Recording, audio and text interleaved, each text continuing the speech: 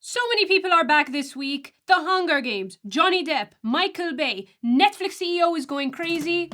Let's talk about it. Welcome back to another episode of Rewind. We are your hosts, and today we are going to top last week by giving you even crazier things this week. Guys, it's been a rough one. It's been a rough one. Not a rough one. It's been a fun one. It's been a weird one. Well, it's been a rough one for us because we missed a week because we were both sick with two different diseases. Dying. Yes. I think, God said, go! And then, we went. But we are back, and we are back with some really fun things. That was a lot of reallys. The Hunger Games. The Hunger Games is back. Games. Suzanne Collins. Suzanne Collins is her name. Yes, right? Suzanne Collins. As you guys know, the new Hunger Games book came out. Everyone read it. Everyone cried. But now we have news on what's going on in the Hunger Games. So we are just going to dump everything you need to know about the Hunger Games. So it's set for a release November 2026. I'm already set. We're sat with our drink and our popcorn. And casting announcements have been coming out for all of this week. We have Joseph Zada starring as young Haymitch. Unfortunately, guys, it's not Jojo Siwan or Ellen DeGeneres. Sorry to Sounds like Jojo Siwa. Sounds like Jojo Siwan. Joseph Zada. Whilst Whitney Peake will be playing his love interest, Lenore Dove. Which are two different kinds of soaps. Yeah. Yeah. Everyone was pretty excited that they started announcing these things. It all feels like we're watching the reaping as it's coming. Yeah. Which, for better or for worse, I mean, it's fun. You get to see the names pop up and the people. Joseph Zada and Whitney Peake aren't massive stars. And that's what people were hoping for. And that's just A+.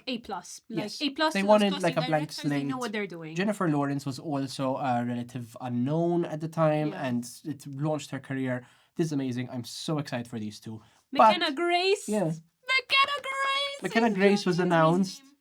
Macy Lee Donner. Yeah. And Jesse Plemons as a young Plutarch. Now, obviously, apart from these casting announcements, there are some rumors going around as to who can play kind of young Effie, young Snow. I mean, the top ones are currently Elle Fanning, right? As Yeah, young a lot of people are Effie. saying Elle Fanning. And everyone's kind of just like, if they don't cast Kiefer Sutherland as young Snow, what are they doing? Yeah, so the original movie, as you guys know, has Donald Sutherland play President Snow. This is 25 years before then, so they need a younger guy to sort of play that. And Donald Sutherland's son, Kiefer, who looks and sounds pretty much exactly like him, is an actor, right? So we're all hoping that Kiefer, known for 24 and a bunch of other amazing projects, Rabbit Hole, Designated Survivor, he's a big actor.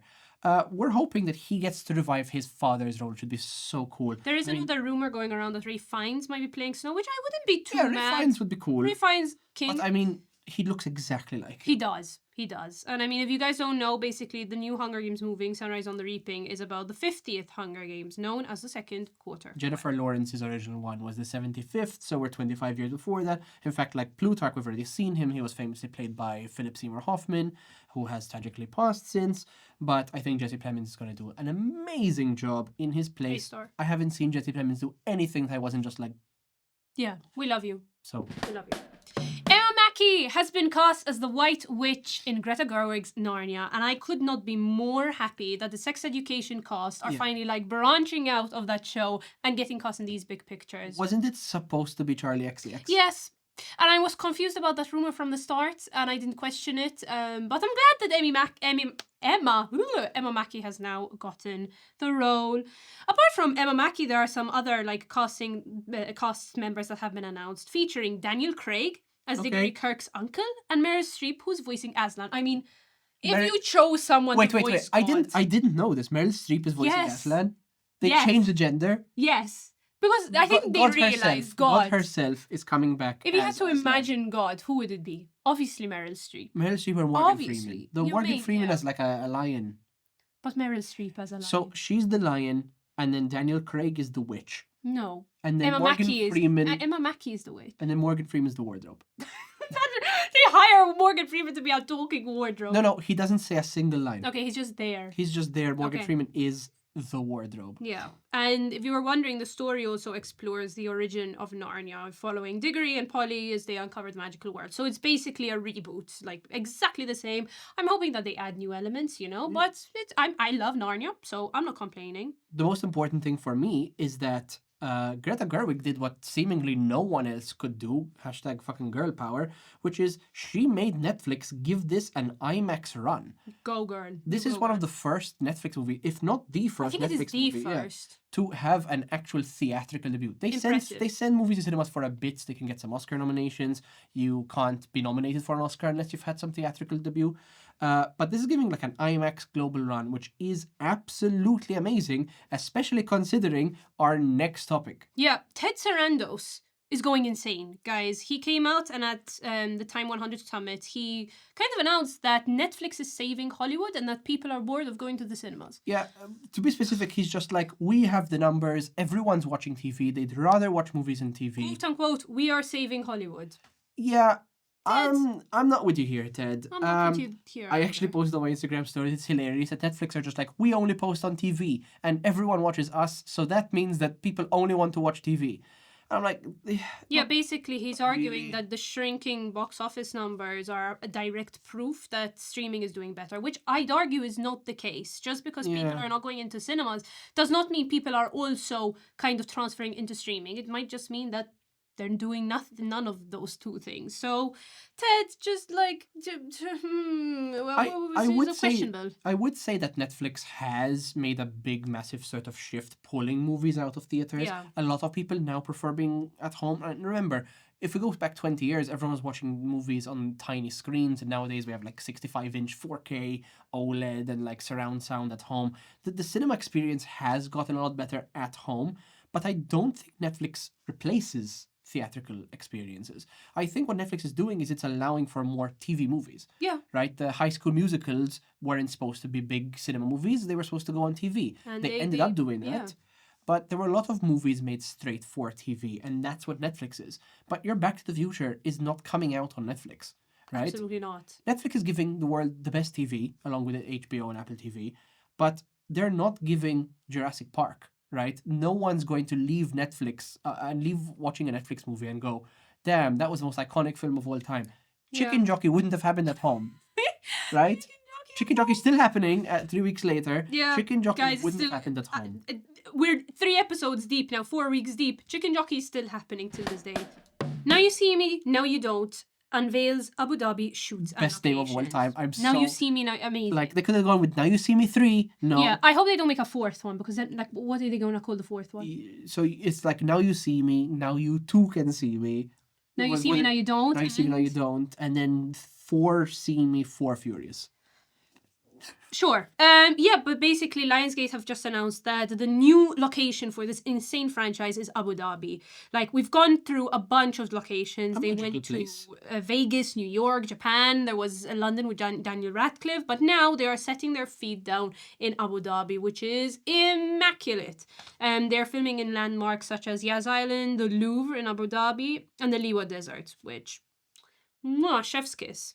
Yeah, I mean, it's pretty clear that they're just doing this. Not just doing this, but they're mostly doing this for the rebate. Yeah, guys, there's a 35% tax rebate in Abu Dhabi. That means anything they spend there, they get 35% back. Our country of Malta gets a bunch of films. Like, we filmed Gladiator and Napoleon and Gladiator 2. Yeah. Because so they get 40% back. We give them 40% back, which is massive. I don't think anyone's giving more than 40%. It's debatable whether it's like a good idea to do this or not. It probably is. But I'm just excited Now You See Me is back because I'm in for some magical, whimsical movie. And Woody Harrelson, Jesse Eisenberg, Dave Franco, Isla Fisher, Justice Smith. And we have Rosamund some new Pike. people coming in. Yeah, Rosamund Pike and Morgan Freeman. Like, I mean, I'm sad. I'm so sad. in. We had the opportunity to actually meet Justice about a year ago. Yeah, and he's really possibly good. the coolest person we've ever met. So, super excited. Dylan has been ranting and raving about this for the past week because I'm not going to say he's your favorite director because that's slightly problematic. Yeah, Because he's up there.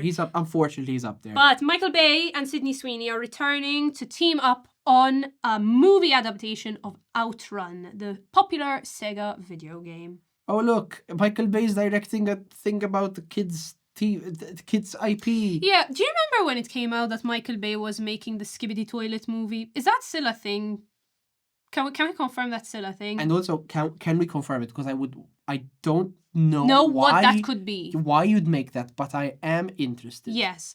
Well, just to catch you up on this, basically, Universal are developing this film based on the game Outrun, which I don't know if any of you guys played it, but I think I've played it once maybe. But like, it's fun games, like a simple racing game. They're outrunning their big games that they can adapt. They've done Super Mario Brothers movie, $1 billion. Five Nights at Freddy's made a ton of money, and then there's going to make a second one. Yeah, and obviously. they're competing with the Minecraft movie. They're competing with what other game movies? I can't wait for like Minesweeper. Yeah. They made Tetris. Yeah, they made Tetris, but Apple TV made Tetris. Tron was technically a game. I personally can't wait for Solitaire, the movie, and which I'm sure yeah. exists. There's a Barney movie coming. There's Uno, the movie. But guys, the possibilities are endless. And if you're wondering how Sydney Sweeney ties into all this, unfortunately, she will not be starring in the movie, but she is expanding her producing career after Immaculate. We don't know much about the plot right now, but the original game is kind of just like the main staple, whether it's a biopic type thing, whether it's directly into the game. We still don't know, but we know it's going to be fire. Yeah, if Michael Bay knows how to do one thing, it's just get a bunch of people sat in the cinemas paying him their money. So I'm sure Universal have a hit on their hands, and I think we're due for a Michael Bay mess around. A Michael Bay mess around. Guys, we are eating good this summer and this fall because we've had some amazing trailers come out over the past 2 weeks. So just catching you up to speed, we have great movies and great TV coming out this year. We have Eddington, which is directed by Ari Aster, which questionable choice. I don't know. I watched Both Afraid, wasn't a fan. Well, listen, this might convince you. Yes. Joaquin Phoenix, Pedro Pascal, Emma Stone, Austin Butler. Yeah, basically Eddington is about a standoff between a mayor and a sheriff in the town of Eddington, New Mexico. And as far as I know, this entire movie is set during COVID, so that's going to be a flashback. But they have their Mount Rushmore $100%. of actors. I mean, Joaquin Phoenix, Pedro Pascal, Emma Stone, Austin Butler. Yeah, does Ari Aster even need to show up? Is my question. Like, I'm sure he's doing a great job. I think they can run themselves on this. Just put them on a podcast and I'd watch it. Tom Hiddleston is starring in The Life of Chuck, based on the novella by Stephen King.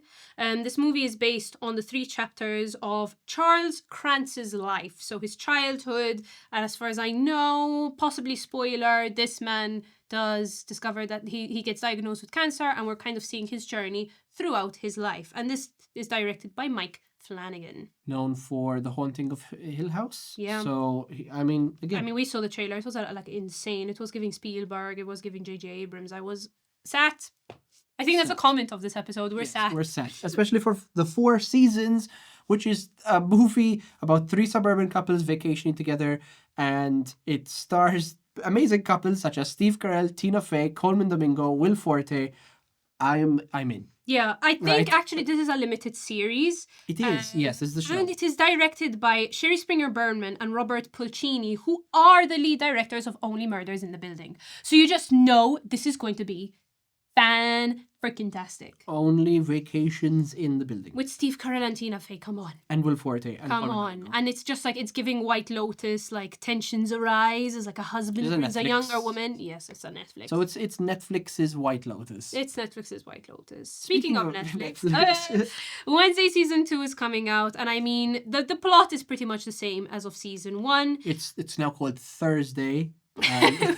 It would have actually been funny if they're just like, it's Thursday now. Yeah, we're getting a return of all the original stars though. Jenna Ortega, Emma Myers, I think Gwendolyn Christie. It will pop in a bit, even though I think she died in the last season. But she'll be popping in again. We have just the Wednesday vibes coming back. I couldn't be more excited. It's such a fun whimsy show. Tim Burton. I love Tim Burton. It's quite funny though, because the trailer starts with her at the airport putting her stuff on one of those like trays they put you to TSA. And the last time that we went to TSA, and the there was airport trays were literally lined with Wednesday on them, which was so ironic. They brought it full circle. And finally, Fantastic Four: First Steps. The new version of Fantastic Four is coming out soon. They released a new trailer. They finally showed off Silver Surfer, which people were like a bit iffy about because, spoiler alert, it's a girl now. But it's Julia Garner. Yeah. My love, Julia Garner. Like, oh no, an amazing actress is going to be playing Silver Surfer, but they're like, we need a guy. Yeah, Reddit was going wild on the Silver Surfer because they're like, no, what? It's a woman and she's naked and she's the Silver Surfer. And it's the most Reddit thing ever to be like, no, I didn't want to see a naked woman. I want to see a naked man. Reddit incels. Well, either way, if you're looking for eye candy, Vanessa Kirby, Pedro Pascal, Joseph Quinn, Eben Moss-Backrack from The Bear, sorry, From the from The Bear. And it's directed by Matt Shackman. For all you Always Sunny fans out there, just fun fact, Matt Shackman directed The Nightman Cometh, which I found this out today, and I couldn't be more happy. For all of you Severance lovers, all of you who are heartbroken that we need to wait like another 3 years. They said we're not gonna wait 3 years, but that's what they said the last time. Is a liar. Hopefully we don't have another pandemic and then writer strike and then actor strike. Yeah, but we are going to see more of Britt Lower on our screens because she is top-lining a psychological horror film called Sender, based on a short film called Return to Sender by director Russell Goldman. Which is ironic because this is the Return to Sender, but it's only called Sender. Yeah. I think they should just call it Return to Sender. The film now in production also stars David Dastmalchian and Anna Baryshnikov. Yes, Anna Baryshnikov. And Jamie Lee Curtis, who's also producing on this one, which is fantastic. Russell Goldman, we are sat. That's our new meter. Just like, are we sat or are we not? Are we not? Are we not? Johnny Depp and Penelope Cruz's Day Drinker unveils its first photo. That's how we're doing things nowadays. We're just releasing the photos. Everyone was like, oh, where's Johnny Depp? And then boom, a photo drops and we just know he's back in the game, which is sure. Yeah, well done, Johnny Depp. So Johnny Depp is back. He's making a movie with none other than Mark Webb, famous director of Spider-Man. And what did that Mark Webb direct recently? And we were like, no, this is horrible. Like, why? No, Mark Webb. Oh, no, did we not like Mark Webb? Oh, no. Snow White. Oh, yeah. So Mark Webb famously directed Spider-Man. The good Spider-Man. Which he is literally named after. Like, it's and then Mark Snow Webb. White. And then so we're hoping Day Drinker is going to be good. It's meant to be a psychological thriller. Starring Johnny Depp and Penelope Cruz. A bit more info about this because it's currently filming underway in Spain. A private yacht bartender, who's played by Madelyne Cline, for all you Outer Banks fans, encounters a mysterious guest and becomes entangled with a criminal figure. Whoa! So Johnny Depp is getting entangled with another blonde. Penelope Cruz is not a blonde. Madelyne Cline. Oh, yeah. And we'll hope it goes better this time. This movie also includes some fresh faces, some brand new cast members. Manu Rios, Aaron Piper, Juan Diego Botto, and Annika Boyle. Super excited to see some fresh new faces on my screen. Lionsgate and 30 West are partnering on this film, and this is their second collaboration because they're also producing a movie called Power Ballad, starring Paul Rudd and Nick Jonas. Okay. My man, Nick Jonas. I'm what am I going to say? We're sat. I do find it absolutely not hilarious, but the balls on Johnny Depp to go through what is maybe most the public trial since the OJ trial, right? In which he got very famous for saying a megapint, right? And then goes in stars. They were literally calling him out for drinking and drug abuse and all these things, and then stars in a movie called Day Drinker. I don't think he cares, or he just knew what the funniest possible thing was. Yeah, it's Johnny Depp. And finally, as if Megalopolis wasn't bad enough, the situation just gets even worse, guys. Because Francis Ford Coppola, out of nowhere, just said, we are releasing Megalopolis as a graphic novel. You know what? I am here for it. This is... Wait, hear me out. This is what rich people should do with their money. They should just make art that no one else would make. Maybe make better art, right? But Francis is out here being like, listen, I've made some of the greatest movies of all time. No one can say that I'm not one of the greatest directors of all time. I'm going to try, though, right? And apologies to all the Megalopolis fans out there. I'm sure all 6 of you are crying. But it was a $120 million film. It had Adam Driver, Giancarlo Esposito. It was a massive film. And it just... did not do well. I don't know how. I was telling Dylan, I'm like, amazing. Yeah, the visuals are amazing. The VFX is questionable.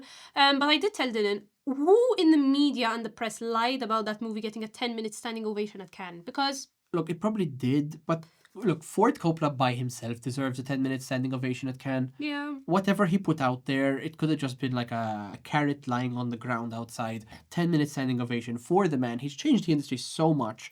There are 2 things that Coppola did emphasize, though. That the graphic novel is meant to be a sibling to the film and not a direct retelling of the story. And also that the money doesn't matter, valuing friendship and artistic expression above all. I I would Exactly. love if all projects were like, with money doesn't matter. Let's just value artistic expression. This is what I sound like at 3 in the morning when someone suggests going to the drive-thru, and I'm like, guys, money just doesn't matter. It's about the friendship and the artistic expression. Hear that, Ted? Coppola has your back. Coppola has your back, and maybe you should collab and make this graphic novel together. Even though Megalopolis was very famous for having a live actor enter the theater and say one of the lines, and that would be really weird if that happened at your own house. So if you watch Megalopolis at home and like Just be Ryan aware. Seacrest comes in and says a line, Yeah, just be that's aware of your part of it. surroundings, guys. Try not to get snuck up on. Well, if you guys enjoyed this episode, please make sure to like, subscribe, and comment any facts we missed out along the week. We will see you next week for an even wackier weekend update.